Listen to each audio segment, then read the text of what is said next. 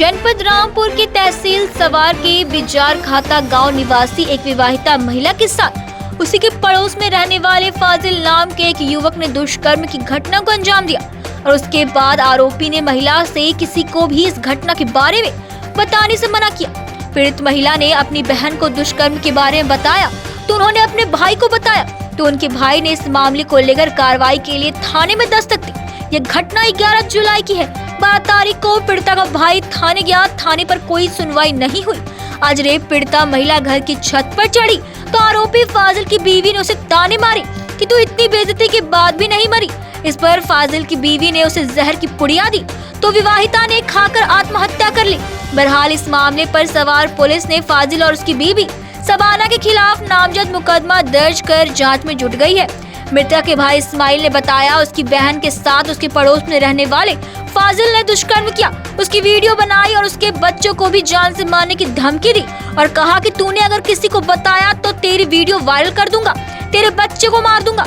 मृतका के भाई इस्माइल के मुताबिक उसकी बहन की मौत के पीछे सबसे बड़ा हाथ मासवासी चौकी इंचार्ज का है। उन्होंने कार्रवाई का भरोसा दिलाया, लेकिन एक बार आरोपी फाजिल के घर पर दबिश नहीं रही। रामपुर से आमिर हुसैन की रिपोर्ट।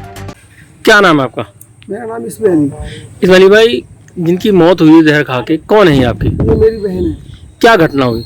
इनके साथ घटना ये हुई कि फाजिल नाम का व्यक्ति इनके घर में घुसा रात के 1 बजे सीढ़ी लगा के, और उसने इनको जाके धमकाया और इनको मारा पीटा और इनके साथ अपना हफीज का शिकार बनाया, बलात्कार किया इनके साथ। और इन पर काफ़ी मारने के बाद में ये कहा कि तुमने किसी से कहा तो मैं तुम्हारी गोली मार दूंगा, तमंचा इनके कानों पर रख दिया। और उसके बाद उसने कहा तुमने ये बात किसी को बतलाई सुबह में तो मैं आपको जो है और आपके बच्चों को उड़ा दूंगा। और इनकी जो है नंगी करने के बाद वीडियो बनाई। उसने कहा तुमने किसी को बतलाया तो ये वीडियो जो है मैं सारे लोगों को दिखा दूंगा। फिर क्या हुआ?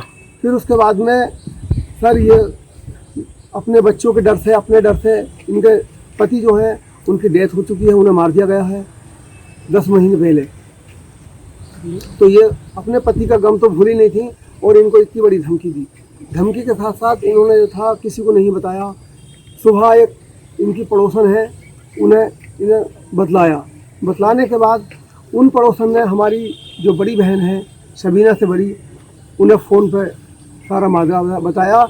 और जब वह हमारे घर आई, हम और वो दोनों मिलके वहाँ पहुँचे तो उन्होंने हमें बतलाई ये बात। वो बतलाने के बाद फिर हम उन्हें थाने लेकर आए सवार। वो महिला कांस्टेबल के हमने रिपोर्ट दी, FIR करी। FIR करने के बाद इंस्पेक्टर साहब को दी और उसके बाद में जो चौकी इंचार्ज हैं अजय राणा, ये सारी चूक उनकी वजह से हुई है। उन्होंने हमें शांति बनाए रखने के लिए ये कहा कि मैं सब कुछ कर दूंगा, उनका इलाज कर दूंगा। और उन्होंने कोई भी मतलब वहाँ जाके दबिश नहीं की दबंगों की। उसके बावजूद हमने सारे काम निपटाने के बाद 9 बज गए, हमारी कोई सुनवाई नहीं हुई। इंस्पेक्टर साहब ने हमारी बात सुनी और उन्होंने ये कहा कि आप जो है सुबह 11 बजे आ जाइए। उसके बाद हमने इनसे अजय राणा से पूछा कि हम क्या करें, जाएं और इसको अपनी बहन को कहाँ लेकर जाएं। तो इन्होंने ये कहा कि अपने मैके नहीं जाएंगी बल्कि इन्हें ससुराल छोड़ पाएगी। हम रात में किसी टाइम आकर दबिश देंगे और दबिश के साथ साथ हम इनसे इंक्वायरी करेंगे कि कहाँ से चढ़ा, कहाँ को उतरा, आपके साथ क्या क्या वारदात हुई। ये कल से अभी तक नहीं पहुँच पाए। कौन?